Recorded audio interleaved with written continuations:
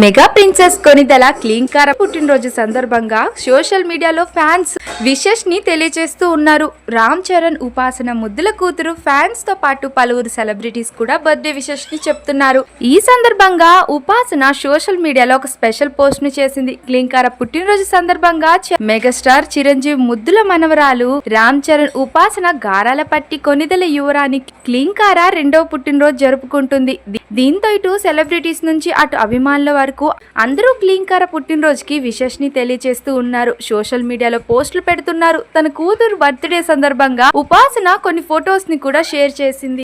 అయితే వీరికి క్లీంకార పుట్టి 2 సంవత్సరాలు అయినా సరే ఇప్పటికీ ఎక్కడ ఫేస్ రివీల్ చేయలేదు. ఎక్కడ రివీల్ చేయనప్పటికీ బర్త్డే సందర్భంగా కొన్ని ఫొటోస్ ని షేర్ చేసింది ఉపాసన.